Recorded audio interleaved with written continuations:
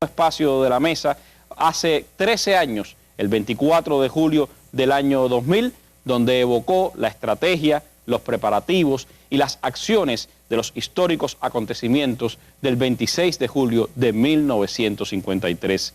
Sea este nuestro tributo a los hombres y mujeres que aquella madrugada de la Santa Ana salieron a combatir por una patria mejor para todos, al influjo de las ideas del maestro, especialmente para quienes murieron o fueron asesinados en la heroica acción. Con la misma convicción, patriotismo y espíritu de victoria de los asaltantes al Moncada, seguimos en combate.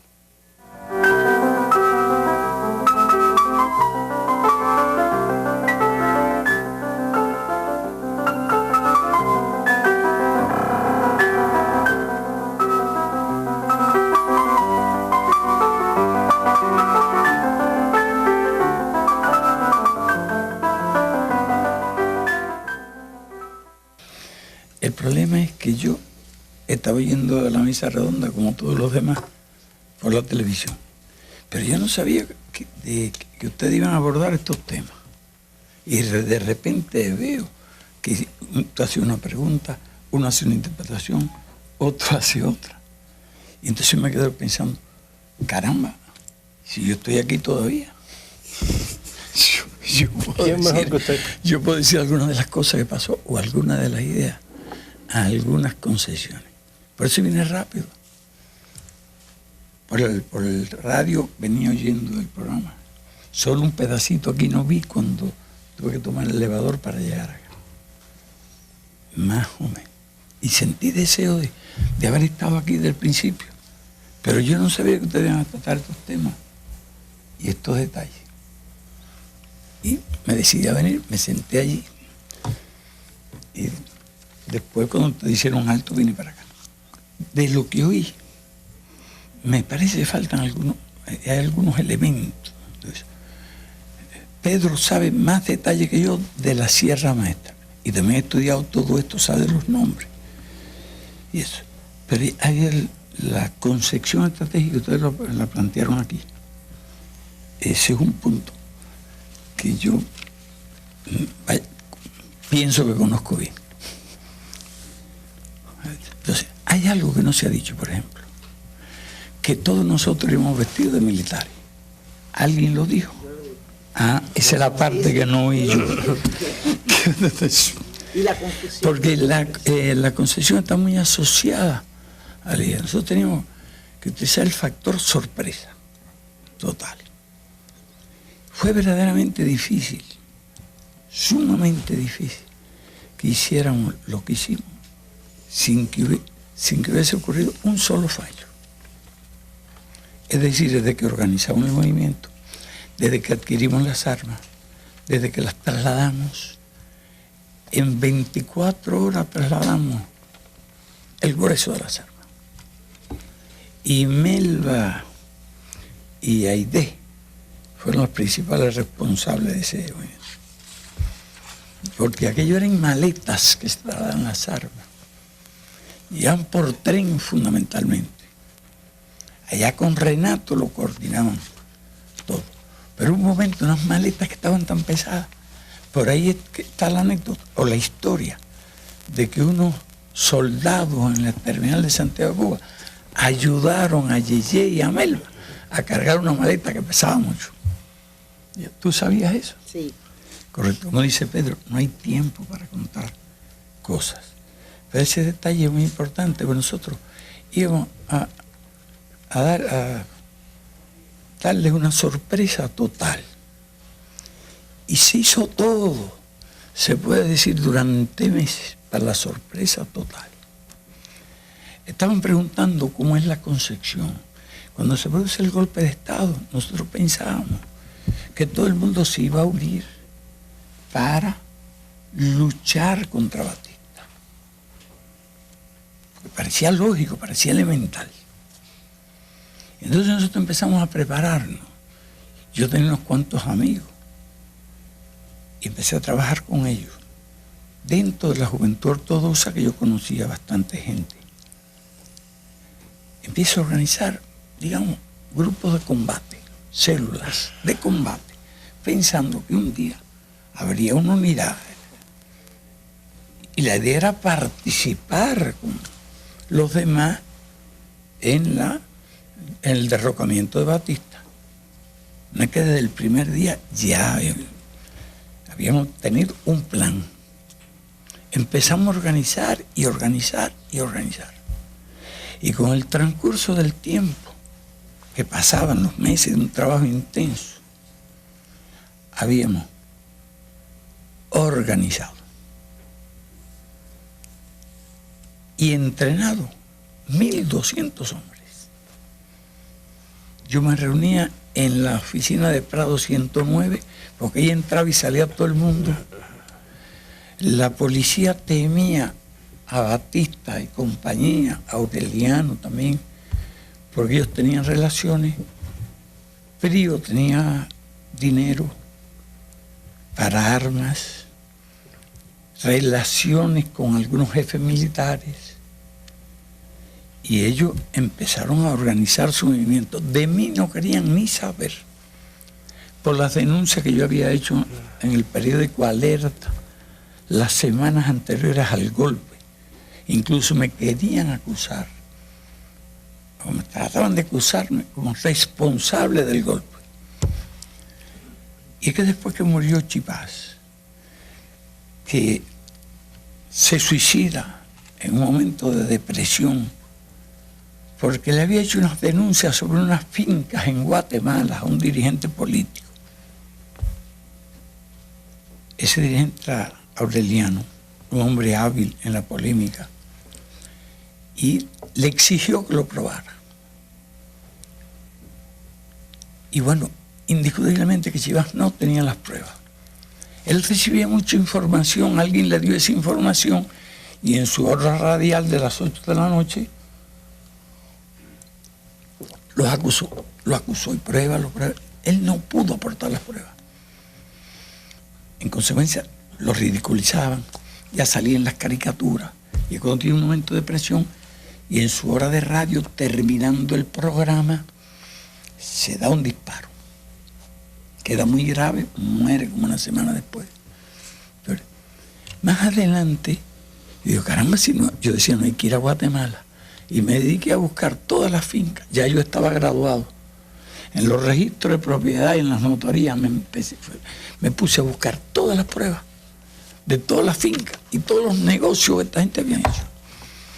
Pero con todos los datos no era manera de rebatirlo. Por ahí andan, creo que los periodistas se lo repartieron una vez. Y el día del golpe, que es la madrugada del domingo para el lunes, salía el cuarto artículo, en que tenía todos los datos de cómo Prío y Paco Prío y toda aquella gente habían comprado las tierras que están donde hoy está la Plaza de la Revolución. Por ahí está el barrio de La Pelusa. Miles de gente me fueron a buscar un día para que yo lo defendiera. Y yo lo defendía. Llegué al Ministerio de Obras Públicas, en el momento que iban a firmar ya le iban a dar como 50 pesos. Nadie firmó. Y empezó una lucha. Eso se interrumpe con el golpe del 10 de marzo. Ese día salía todas las tierras que habían comprado donde está el Palacio de la Revolución y todo aquello, por lo que lo habían comprado, desalojando gente. Y lo que valían aquellos terrenos eran decenas de millones de pesos, no se lo denunciaban. Ellos entonces trataban de culparme de que yo había socavado la autoridad del gobierno. No querían ni ir a hablar de mí, por eso no hay tiempo. La historia es larga de aquel periodo. Mientras tanto, nosotros preparando gente para una posible unión de todas las fuerzas y participar. Nadie más se dedicó en el seno del Partido Ortodoxo a organizar la gente. Pero yo te puedo decir lo siguiente: yo tenía un carro, era un Chevrolet 5315 que lo había comprado a plazo. Y bueno, que rato me lo ocupaba porque estaba retrasado en el pago. Pero bien, yo recorrí 50.000 kilómetros en ese carro. Y se fundió como 3 días antes de salir para Santiago, en el Moncada. El trabajo fue en detalle, intenso. Escogimos los 160 hombres entre las células más, vaya que más conocidas. Entrenamos. nos asociamos a los clubes de tiro.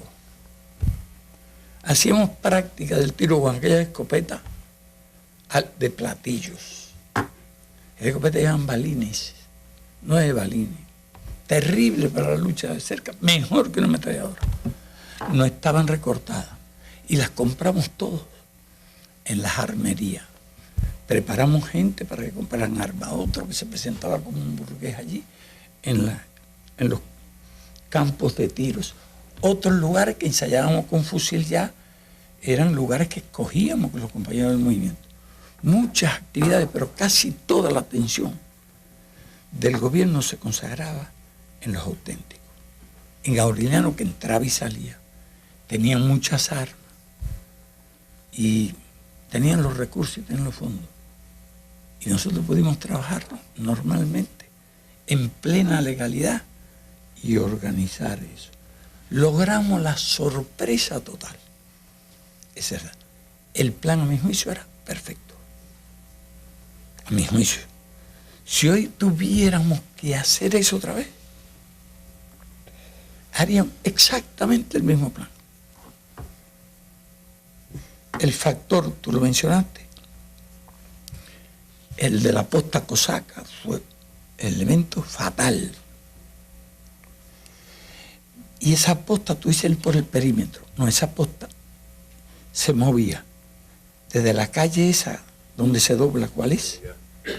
La calle. La Trinidad es la que está... No, hombre, la avenida. Ah, Garzón. De Garzón, para doblar. Eran carnavales. De esa posta no teníamos noticias. Y habíamos observado bien todos, que coincidió con el carnaval. Coincidió. O, de cierta forma, lo hicimos coincidir.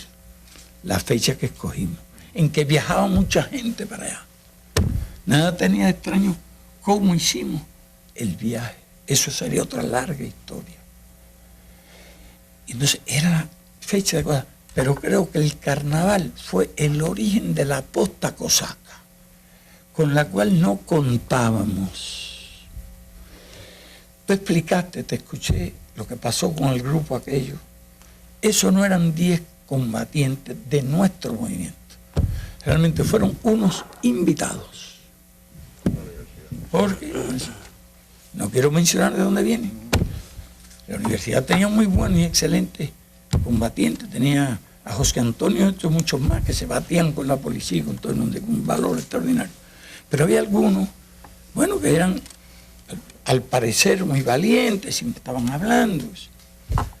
Ese grupo que llevamos, ese grupo fue el que se arrepintió. No eran realmente la gente reclutada y entrenada por nosotros. Era un cierto compromiso que existía, ya que nosotros entrenamos la gente toda, Salón de los Mártires, los 1200, y los entrenó Pedro Miré, que fue la primera captación que hicimos, muy valiosa porque el que estaba encargado con un fusil Springfield, un M1 y una ametralladora Thompson. Por ahí pasaron los 1200. Entrenamiento en seco. Lo captamos porque era un estudiante. Entusiasta, se entusiasmó que la gente más disciplinada, la que iba allí. Había más de 30 grupos. Cuando nosotros decidimos hacer ya por nuestra cuenta un plan, cuando llegamos a la conclusión de que nadie haría nada.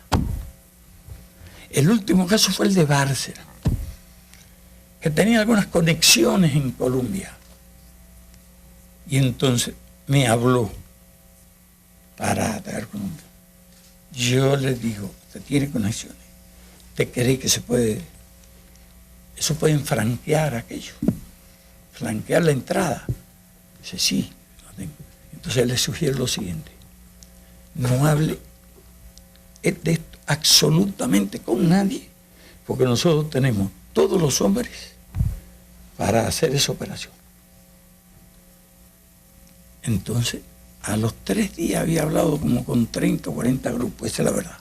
Yo no sé si tendrá familiares, no trato de decir nada para restarle, pero eso era su método.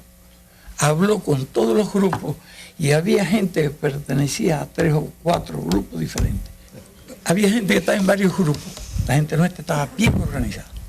Un elemento fundamental, los jefes no lo conocían a nadie. Tuvimos problemas con algunos conocidos, delataron, se debilitaron. Tuvimos que aprender a conspirar. Tuvimos un mimeógrafo, lo perdimos, porque teníamos un periodiquito. Tratamos de hacer una estación de radio y la perdimos, nos traicionaron. Entonces hubo que adoptar medidas antitraición, compartimentación total. Y el plan del Moncada lo conocíamos solo 3 personas. Teníamos un grupo de 10, pero teníamos un ejecutivo de 3. Y realmente ellos me otorgaron toda la confianza. De modo que yo podía actuar yo conversé con cada grupo, con los 1.200, y los conocía más o menos cuando hicimos una selección. Cuando el desfile de las antorchas enviamos, fueron 300 los que enviamos, sí. Parecía que había una multitud, 300 con antorchas. Aquella fue una especie de, no de demostración de fuerza, queríamos tomar los carros de esos de bomberos que aplastaban la multitud. Dimos clase de comando, nos conseguimos un tipo que le enseñó comando a la gente. Tiraba bien. Aquellas armas eran las armas suficientes. No recuerdo el número exacto de escopeta calibre 12 con balines, pero era más que suficiente. Si la gente no sigue detrás, con lo que iba detrás de mí, tomamos el cuartel. Y la cosa era bien sencilla, tú tienes el mapa ahí. Había 3 puntos. El hospital, porque quedaba al fondo. La audiencia, porque era un lugar elevado. Y nosotros teníamos que tomar el puesto de mando, era la misión mía. Tomar el puesto de mando. Pero vestido de sargento, llegando de sorpresa. Los demás tomaban las barracas donde estaban durmiendo los soldados. Tenían que empujarlo hacia el patio para que quedaran prisioneros entre el hospital, el fondo del hospital, donde estaría Abel con 20 hombres. El grupo de Raúl que estaba en el Palacio de Justicia y el grupo mío. Yo llevaba alrededor de 90 hombres, lo que tenía que haber entrado. Pero con 60 se tomaba aquello, no, pero era una sorpresa. La confusión fue general. Nosotros no, todos éramos sargentos, porque inicialmente le íbamos a crear una colosal confusión, haciéndole creer a todas las demás unidades que había sido un movimiento de sargentos. Nosotros pensábamos hacer prisioneros unos cuantos de allí y utilizar los nombres de ellos para que mandaran mensajes en todas direcciones. Como dices tú, a Santiago no reclutamos a nadie de Santiago para guardar el secreto. Nosotros habíamos tomado la decisión cuando Bárcena, como dije, ya se enteró toda La Habana, y ese día, mucho antes de que cayeran presos, dije yo a los bomberos, no queda más remedio que de tomar la decisión nosotros de iniciar la guerra contra Batista. Pero ¿cuántos hombres? 1.200. Buscamos con millones de trabajos las armas y pudimos hacer lo que hicimos. Yo era el único profesional, porque Abel y Montané me sostenían. Fueron lo que es. Yo tenía un sueldo que se dio de 300, no sé cuánto, relativamente alto. Me pagaban los gastos. Yo fui el primer profesional revolucionario. Uno. Ellos pagaban la gasolina, sacaban el carro, me daban el dinero para pagar el alquiler y la comida. Y por eso yo me dediqué a tiempo completo al trabajo. Esa es la historia. Y entonces cuando decidimos actuar ya, puesto que no había unidad, puesto que no había acuerdo para actuar juntos, entonces ya ahí le dejamos cuál iba a ser la forma de lucha. Para mí era clarísimo que no se podía tomar ese cuartel, que en la ciudad con la radio motorizada era muy difícil moverse, que había que ir a la guerra irregular, posesión. Pero hacía falta un número de armas para empezar, Y allí había como 2.000 o 3.000. Y lo que nosotros fuimos fue a ocupar las armas, levantar la ciudad de Santiago de Cuba, como tú explicaste. El ataque de Bayamo, como tú dijiste, era para tener una vanguardia y tomar el puente del Cauto. Quedaba la posibilidad de que contraatacaran por el ferrocarril, pero ese era más fácil de defender. Porque tú volabas un puente por allá, la avanzada aquella. No digo aquí lo que he dicho en algunos lugares.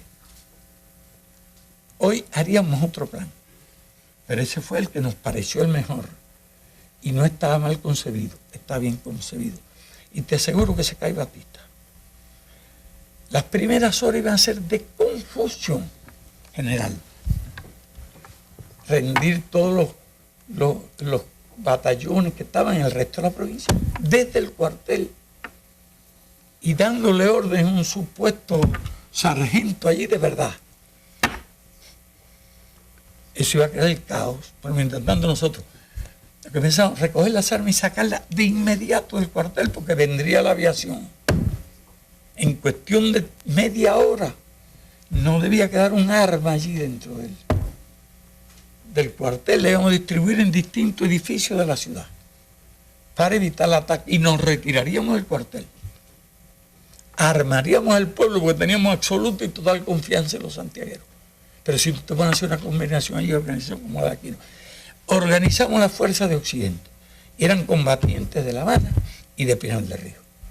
Artemisa, que aportó el mayor número de combatientes. Ya, faltan 3 minutos. Y siquiera te puedo decir en el mapa lo que pasó aquí. Párate por aquí, Pedro, para que tú me digas dónde tú estabas señalando. El movimiento, que yo lo veía por televisión y no es lo mismo. Explícame por dónde iba la caravana nuestra procedente de Siboney. Viene de Garzón. Sí, correcto. Por la calle Moncada. Correcto, doblamos aquí. Correcto. No, la posta 3 está aquí. Pero lo que ocurrió realmente, te voy a decir, la posta cosaca con la que no contábamos. Ramirito, como explicó, y yo lo oí por radio, tenía la misión de tomar los voluntarios que yo pedí para tomar la posta y quitar las cadenas. Yo tengo entendido que ellos llegaron a quitar las cadenas. Cuando él habló ahora dijo que se armó el tiroteo. No. Ellos van, se bajan, el primer carro va como 100 metros delante del mío. El tiempo para que tomaran las cadenas y cruzar yo con los hombres que iban detrás.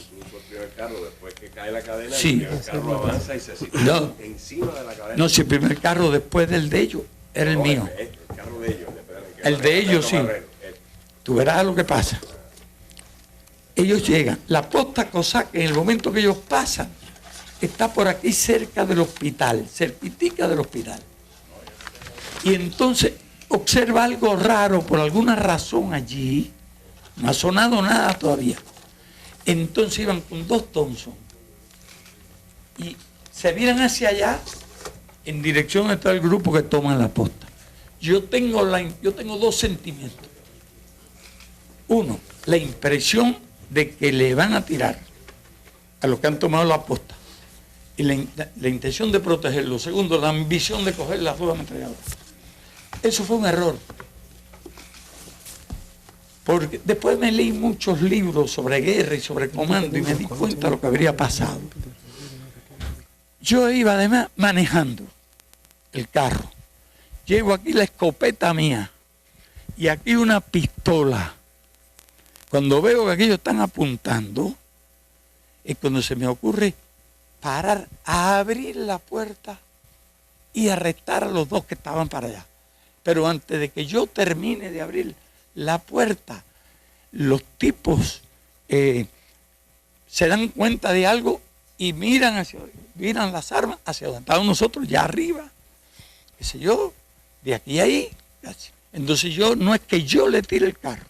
Cuando ellos aparentemente van a disparar sobre nosotros, yo doy un timonazo y sobre ellos. Alguien sale por este lado.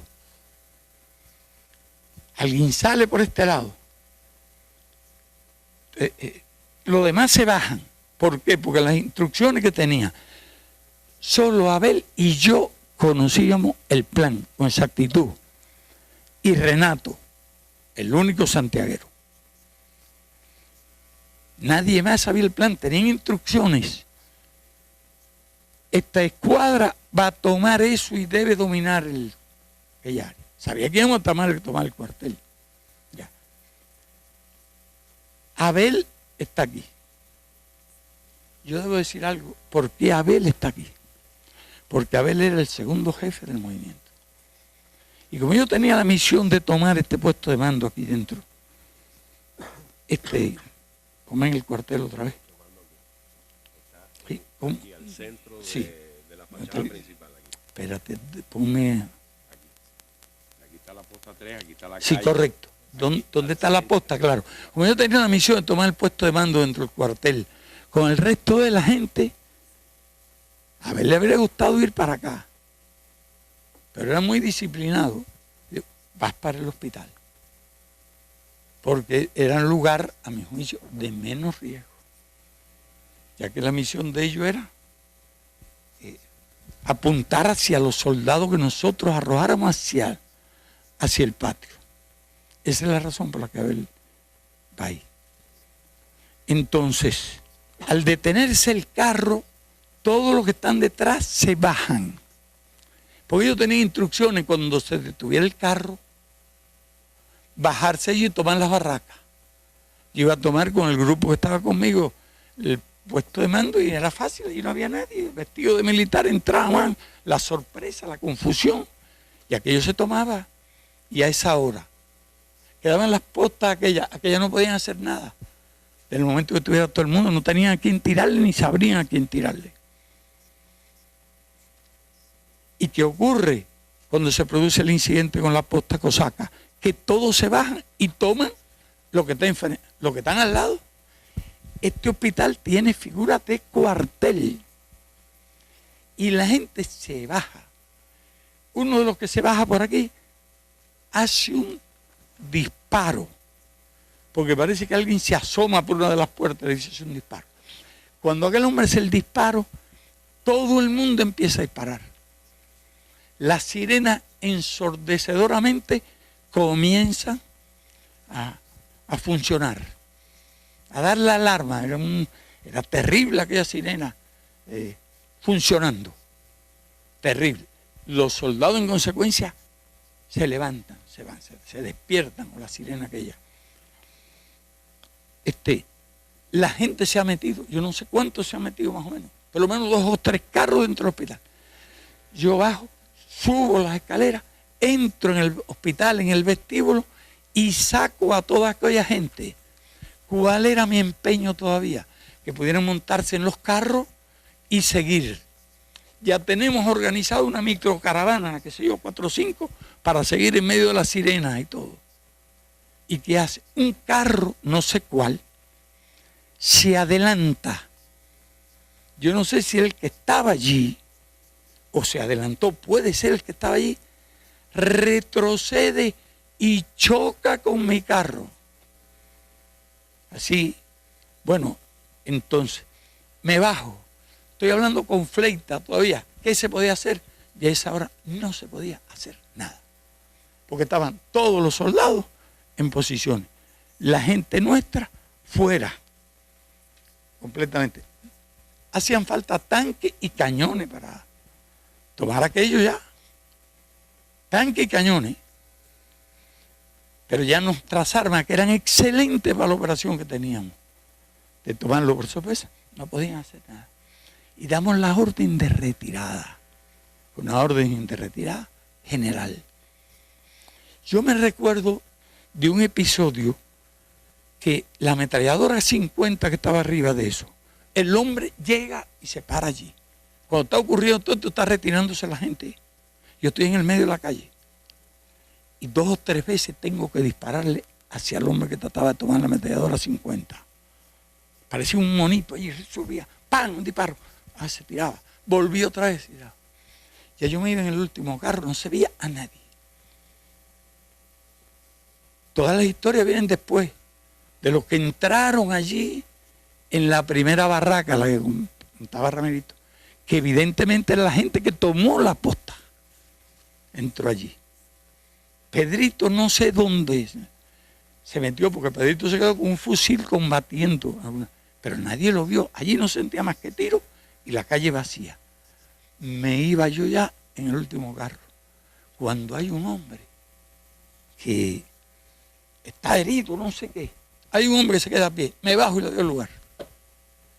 Tuve la suerte, no sé cómo salí, tuve la suerte de que un carro de los que estaba ahí retrocede. Es un muchacho de Pinal del Río, Santana, y me recoge. Y me voy. No se veía nadie. ¿Cuál es la idea? Estoy pensando en los de Bayamo, que han tomado Bayamo. Y digo, con este grupo de gente hay que atacar un cuartel, y pienso en el cuartel del Caney. Llegar con aquello y tomarlo. Yo voy, ya te digo, casi en el último carro que me recoge. Pero los demás carros doblan hacia Siboney. Yo doblo hacia Siboney. Esa es la historia. Eso no duró mucho tiempo. Brevísimo tiempo. Lo que menos yo me imaginaba es que Abel, no es que se le mandara una orden a Abel, se da la orden de retirar a todos los que estaban allí, en aquel lugar. Ese es el momento de Raúl que está arriba. Voy a decir una cosa. Raúl no era el jefe de esa escuadra. Era otro el jefe de la escuadra. Y él va, porque bueno, él se interesaba en esa lucha. Él había estado fuera, había viajado. Yo le hablo del plan y él, con el mayor entusiasmo, acepta. Va en la escuadra del jefe que va a tomar eso. Ya históricamente hay que considerarlo el jefe de aquella escuadra, porque él salva a la escuadra. Ya que la escuadra llega, sube, entonces ven que no se ha producido, que ha fracasado el plan, que no se ha tomado. Entonces ya, o sea, la orden, ellos se retiran. Cuando se retiran, los hacen prisioneros. Fíjate. Y entonces Raúl hace así, tiene un arranque de eso, le quita el revólver al hombre que lo tenía hecho prisionero y hace prisionero a aquella gente. Entonces salen, él salva a la escuadra, porque si no, si aquella gente lo hacen prisionero, lo matan en ipso facto, como a todos los que hicieron prisioneros en los primeros momentos. Los del hospital no se dan cuenta de lo que ha pasado. Abel no se da cuenta lo que ha pasado. Indiscutiblemente. Yo estoy con la idea, yo estoy pensando en lo de Bayamo. Y la idea de ir para que ellos no se quedaran solos. En medio también de una amargura terrible que hay que concebirla, ¿no?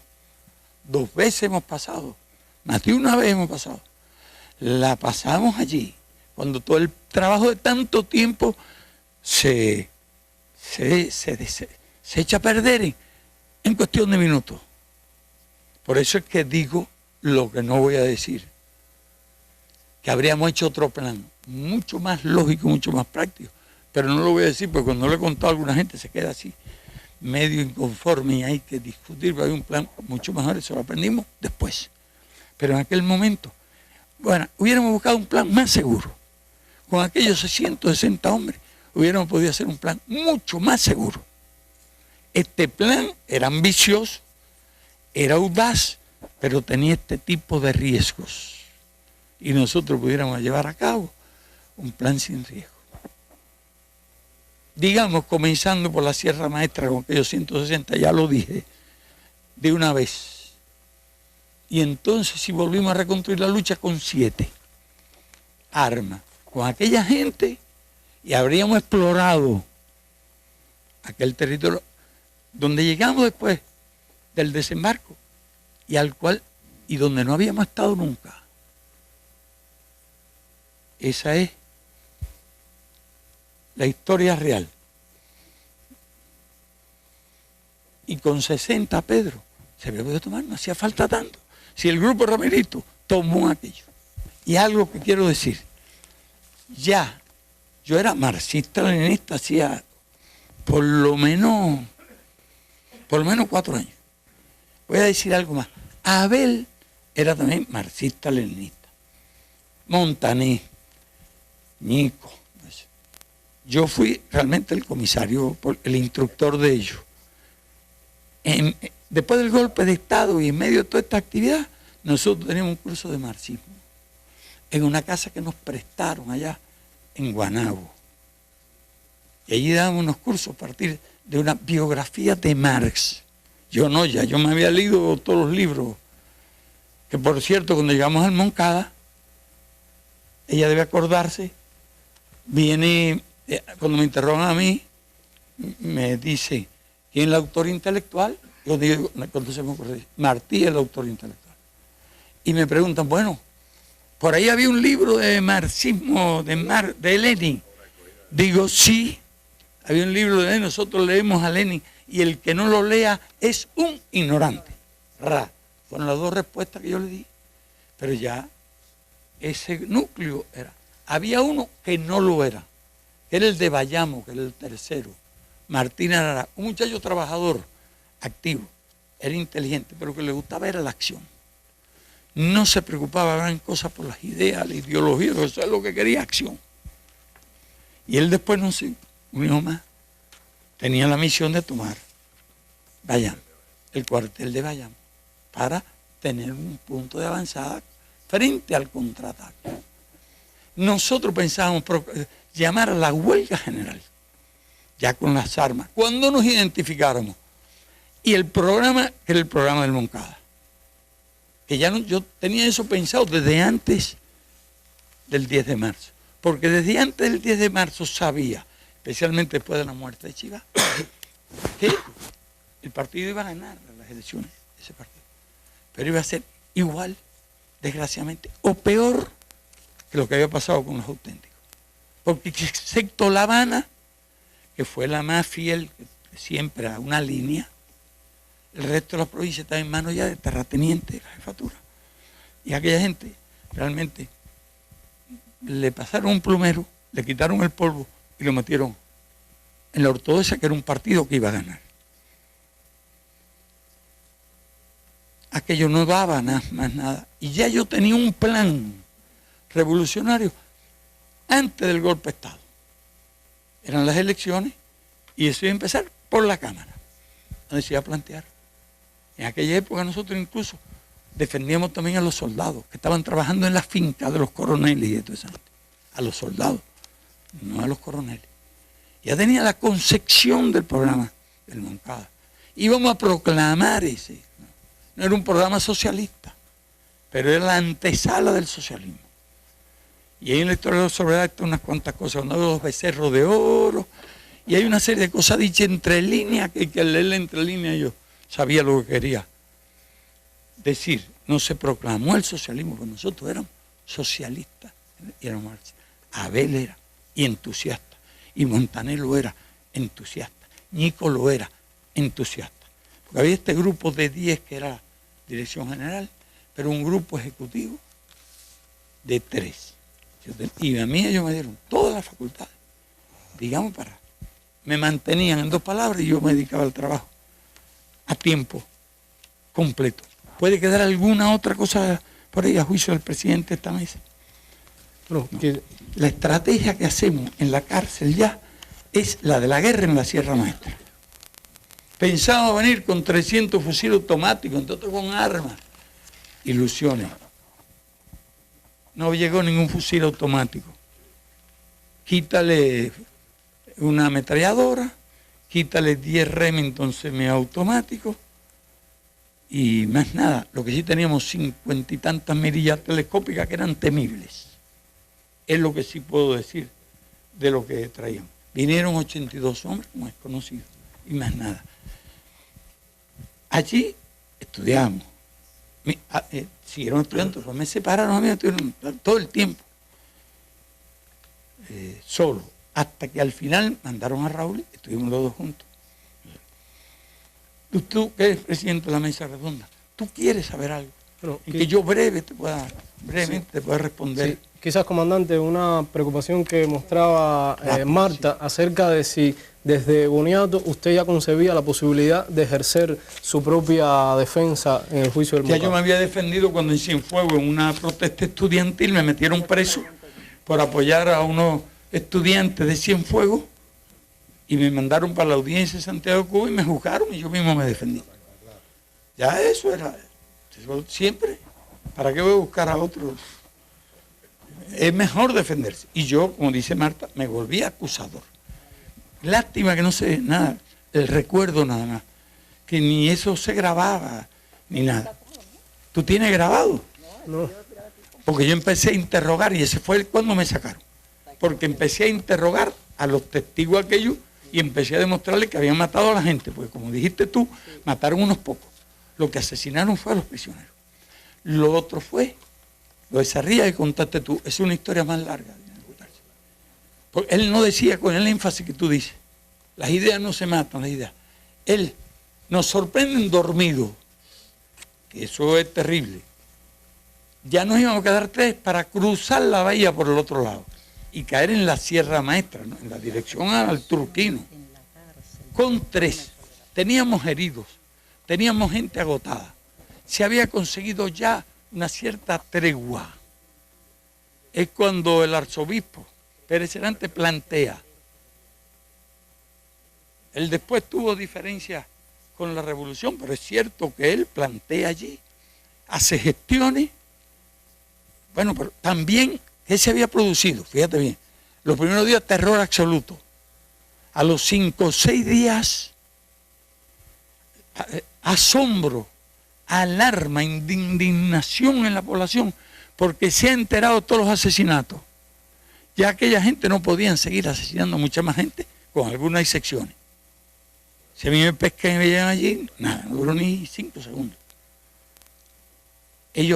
Nosotros, las armas de un grupo que sí iba a acogerse a la tregua aquella, pues no podían seguir,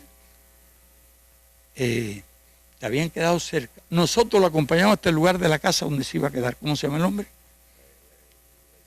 Leizano. Quedaron allí, nos vamos nosotros, caminamos unos cuantos kilómetros donde había quedado las armas cerca. Cometimos el error de dormir en un bar en tierra, que nunca debimos haber hecho eso. Hemos dormido bajo los árboles, en las piedras, donde quiera. Una tontería, bajamos la guardia. Si nosotros hubiéramos cruzado, porque yo sabía cómo ir para cruzar, tomar un bote, cruzar la bahía y caer en la Sierra Maestra primero, en dirección allá, hacia la verdadera Sierra Maestra, no la que iba hacia Guantánamo, digamos. Por ahí terminamos en la base de Guantánamo, pues, a la Sierra Maestra donde íbamos a ir. Cuando nos sorprenden, nos despiertan con los fusiles.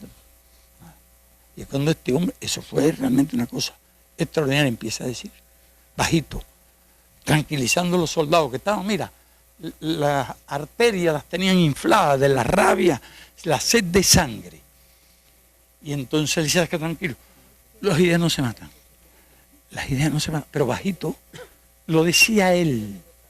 Él no se lo decía a los soldados, si no son capaces de matarlo a él también. Él lo decía bajito, murmuraba eso. Las ideas no se matan. Sarria, el teniente Sarria.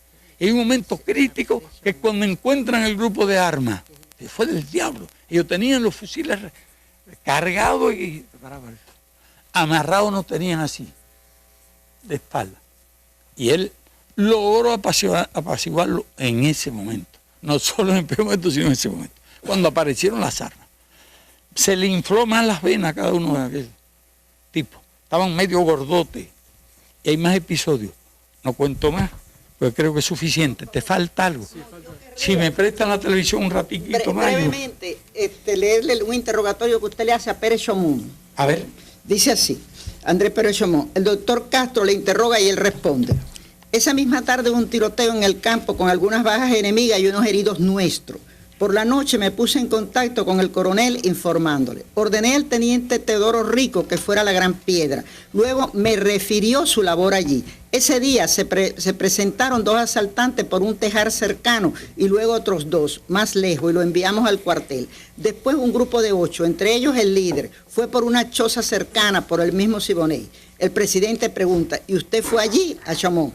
Sí, como yo era el jefe de ese destacamento, fue allí y el teniente Sarría me entregó ese grupo. Fidel Castro pregunta, dígame, comandante, ¿cuántos combates hubo en total en esas búsquedas en el campo? Hubo varios, la patrulla mía tuvo 3. ¿Usted conoce el total de muertos? No, el total no, pero eran aproximadamente 18. ¿Usted dice que en Siboney? Sí. ¿De ustedes, comandante, hubo heridos? Sí, hubo heridos. ¿Y cómo entre nosotros no? ¿Usaban acaso ustedes armas atómicas? No, señor. Nuestras armas eran reglamentarias, no asesinas como la de ustedes. Basta, un timbrazo. Es el presidente, doctor Nieto, dirigiéndose al comandante. Trate de usar otro lenguaje más correcto, le dice. Bien, ¿usted cree que el comandante Chomón? Sí, entonces... ¿Usted cree que esas balas expansivas son peores que las de ametralladoras 50? No. Nosotros no tuvimos heridos en esos encuentros. Usted le pregunta a Chomón.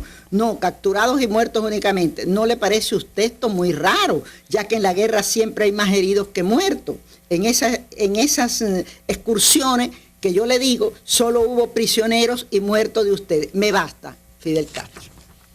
¿Y cómo tú sacaste eso? ¿Dónde lo sacaste? A mano. Ese es lo que está en el libro mío del juicio. ¿Tú lo copiaste o había papeles o documentos con eso? No, eso yo lo cogí todo a mano. Oye, pero el taquígrafa. Míralo aquí completo. Exacto. Sí, comandante, sería bueno conocer algunos detalles sobre la preparación ya de usted para la autodefensa, porque después en este alegato están los principales problemas de Cuba y los programas para resolver esos problemas. Algunos libros, porque yo estaba hasta una huelga de hambre hice allí, y realmente, porque me incomunicaron, hice de unos cuantos días, me habían dejado allí, inventaron eso, un certificado que estaba enfermo. Yo aproveché, le pude pasar a Melba y allí una carta denunciando que yo no estaba enfermo, que estaba bien, que me estaba sacando el juicio. Claro que no me hicieron ningún caso. ¿Viste? ¿Está por ahí? Caramba, mira que tú tienes cosas. Esa es la carta. Sí, tenía buenas letras en aquel tiempo. Bueno. Y este es Matorel el que le firmó el certificado. Sí. Él no sabía qué hacer y está explicando. Diga, tú harás lo que tú querías hacer. Yo actuaré según mi conducta. Y es cuando hice la carta y lo denuncié, otro escándalo. Pero me dejaron y me jugaron después, allá en la salita aquella. Yo tenía libros allí. Voy a traerlo. Porque tenía sobre todo la historia de las doctrinas sociales o de las doctrinas políticas. Lo tenía. No. Ese era el de Roa, era de la doctrina social. Y este era de la doctrina política. Un libro ahí. Y yo, era una asignatura que yo estudié, porque yo estudié como 3 carreras. Me faltaban 2 para terminar ciencias sociales y ya no. Como me dediqué a la revolución, no terminé. Desde antes, yo estudié mucho al final después que vine de la expedición de Cayo Confite y después de Bogotá. Me dediqué a estudiar, pues me fui por la libre, no me quería ser un estudiante. Allí, algo que criticábamos mucho, un estudiante de eso que se perpetúan allí. Yo no podía pasar el curso porque no podía hacer los exámenes a causa de la expedición de Cayo Confite. Y cuando llegué, ya no podía examinarme. Tenía que optar por matricular el segundo o irme por la libre. Entonces ya me fui estudiante por la libre. Pero seguí mucho en la actividad política. Hasta que me puse, creo que fue después de lo de Bogotá. En año y medio saqué 47 asignaturas. Que eran las que necesitaba para sacar las 3 carreras, porque yo quería una beca, porque quería estudiar economía. Pero con idea revolucionaria. Pero vi que los acontecimientos aquí se iban precipitando. Y decido hacer otra cosa ya. Perdí mi oportunidad porque no tenía contrincante, ya que nadie había sacado las 3 carreras del curso ese. Me faltaban 2 asignaturas que eran las que más me sabía. Y entonces, no, entre ellas está esa. Y Martí, que me lo había leído desde mucho.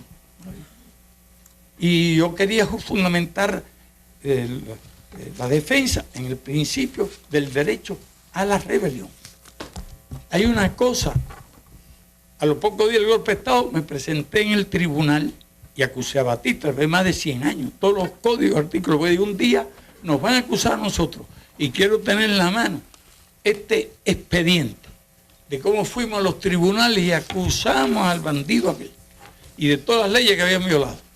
Y efectivamente llegó el día en que tuve que defenderme y estaba aquel antecedente. Entonces yo sí tenía buena retentiva. Entonces hice la defensa y después, pero allí estaba Marta, después tuve que reconstruirla, porque ya allí no había un micrófono ni nada, y la reconstruí en la prisión. De más está decir que, como hago con los discursos míos, esto que improviso, lo reviso. Si me falta algo, se lo añado o lo quito, lo digo. Podría hacerlo más cómodo. Lo copié en limón. Esa sí era la tarea del indio. Con jugo de limón, en cartas que le mandaba a Lidia, mi hermana, a Imita, y unos pedacitos así, y después toda la hoja completa. Escribir en limón es difícil. Y que no haya dejado un solo error. Se requiere la concentración de una hormiga ahí paciente. Y yo tenía mis técnicas de cómo ir haciéndolo, porque durante unos segundos tuve todavía la humedad. Después lo ponen en una plancha, lo ponen en un horno y sale completo. Así se difundió la historia. Mire, comandante, perdón, aquí el día ese, este es el comentario que yo anoto. Dice: el doctor Fidel Castro ha terminado su informe. Todas las personas que lo han escuchado comentan su talento. Improvisó la pieza completa y la coloreó con pensamientos ajenos, con trozos de alegato, sobre todo con palabras textuales de José Martí. Su postura correcta para con el ejército que no asesinó y las declaraciones de una pléyade de jóvenes en ese sentido levantaron la admiración para con el revolucionario. Los propios soldados lucen perplejos en la sala. Le permiten que hable con personas que están en el interior del saloncito. Parece como si olvidaran que están en presencia del ciudadano que con las armas en la mano ha pretendido derrocar al caudillo de las Fuerzas Armadas. El presidente ha anunciado un receso. Salen a deliberar y a los pocos minutos entran al salón nuevamente. Llaman la atención. ¿Viste todo eso? Ese día. Pero comprende usted que uno sufre. Que lo veo, usted haciendo preguntas, y digo, caramba, pero si yo estoy aquí todavía. Y puedo. Es verdad que han pasado un montón de años, pero posiblemente ni tú, ni aquellos que me estaban juzgando, ni yo, podía imaginarme que un día ustedes deben estar haciendo historia y yo sentado en un televisor viendo ahí con mi esposa. Y algunos detalles que no se explicaban, los detalles son muy importantes. No, ni yo, que yo iba a esperar de profe y lo vi. Tremendo, la gente se portó bien. Claro, un revés produce una desmoralización del diablo. No hay que extrañar que la gente volvió a jugar, soltó mucho, pero hubo un grupo que siguió hasta la montaña. Y vamos, ahí sí no hubieran hecho falta rifles de más alcance, porque veíamos una patrulla de soldados por aquí, otra por allá, y nuestras escopetas no llegaban allí. Nuestros fusiles 22 no llegaban allí. Esa es la cosa, pero ya, ¿qué pasó? Digo, yo voy a ir por ahí y me voy a sentar y ver si necesitan alguna ayudita que yo le di, sobre todo para esclarecer algún detalle. Ya le hemos tomado la mitad del tiempo a él y bueno, le queda algo. Gerardo Paul, su compañero Gerardo Paul Cabrera, un compañero de celda de los últimos días, un ferroviario, que según me ha contado, en la cárcel usted sí, pues me pusieron con los comunes. Y ahí estaba yo con los comunes. Y hablaba de lo que iba a decir en la historia me absolverá, él me ha contado. Y entonces le dijo, no, con eso usted sale absuelto, comandante. Y bueno, hay que tener en cuenta que hay mucha gente que hace historia. Y yo mismo he visto la historia hecha por otro. Y es increíble. Él fue juzgado. Por eso cada dato le exigen a uno que escriba algo. Pero ¿cuándo? Uno siempre tiene cierto deber de contar cosas. Él fue juzgado con usted Pero, en ese compadre, hay muchas cosas que estar haciendo todos los días. Él fue juzgado conmigo. Juntos, sí. En la sala de enfermera del hospital, sí. Era Gerardo Paul Cabrera, estaba Abelardo Crespo y usted. Y ese ferroviario... ¿Tú lo conoces a él? Sí, como no. No quiero decir nada ni de mentir lo más mínimo. Sí, lo único que digo, bueno, a ver, que él sí. cuenta lo que es. Sí. Tú sabes que al cabo de 40 años... Lo metieron los últimos 2 días. Y dice que le llevaron, su mujer le llevó un chilindrón, una cosa, una comida. ¿No me dónde? A la cárcel a él, y que usted no había comido, que eso, y lo compartió con usted. Caramba, qué mal agradecido soy que no me acuerdo del cilindrón. ¿Está vivo? Bueno, hasta hace el año pasado estaba vivo en Santiago de Cuba. Localízalo y saluda. Vamos a conversar, él y yo. Había un grupo allá, eran bastante los que estaban. Sí, pero él lo acusaron. Ellos cuando me quedo solo me ponen con los presos comunes. Él lo acusaron porque había sido dirigente de un sindicato comunista. Y lo bueno, entonces si era dirigente del sindicato comunista. Allí pusieron a Lázaro Peña, porque ellos metieron preso un montón de gente que no tenía nada que ver con esto. Pues ellos querían pintarlo de un golpe en conexión con los auténticos, que están muy desprestigiados, y lo pintaban con un golpe comunista auténtico. Entonces inventaron todas las cosas. Y una gran calumnia, Marta, sí, es que dijeron que nuestra gente había degollado a los soldados en el hospital. Mira que le hicieron creer eso. Le hicieron creer eso. Aquellos soldados creyeron eso. Y allí, si acaso, un disparo que a mí me dejó casi sordo, de uno que se asomó por una ventana, que alguien hizo al lado mío, casi en los primeros momentos, puede haber sido herido. Porque ellos no sabían dónde estaban. Y que tenían armas blancas. ¿Viste? Y nadie tenía un cuchillo. Y cuando yo entré y saqué a la gente, no habían subido entrado en ninguna sala de enfermos ni nada, pero ellos utilizaron eso, le hicieron creer eso a los soldados. De verdad, que nosotros habíamos degollado a los enfermos en el hospital. Solamente. ¿Cuánto tiempo lo creyeron? No pasó mucho tiempo, sí, hasta aquel día en que yo me reuní con 2.000 soldados de élite en Bayamo. Y en pocos lugares me han recibido con tanto entusiasmo como me recibieron ellos. Porque en la guerra aprendieron qué eran de verdad los revolucionarios. Que nunca hubo un prisionero asesinado, nunca hubo un hombre golpeado. Y que estaban 48 horas con nosotros y lo poníamos en libertad. A los oficiales le daban su arma. Solo Quevedo del batallón del Jigüe, porque le iban a tratar de echar la culpa. Y realmente había combatido muy bien y con mucha inteligencia. Y en cierta forma, para protegerlo, nosotros no lo pusimos en libertad. Le habrían echado toda la culpa. Y después fue muy útil, porque se unió a nosotros y prestó importante servicio.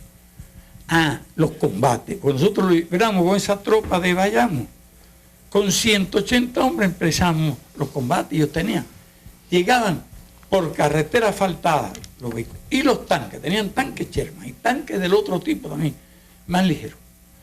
Tenían 5.000 soldados, nosotros empezamos los combates en Guisa, con 180 hombres.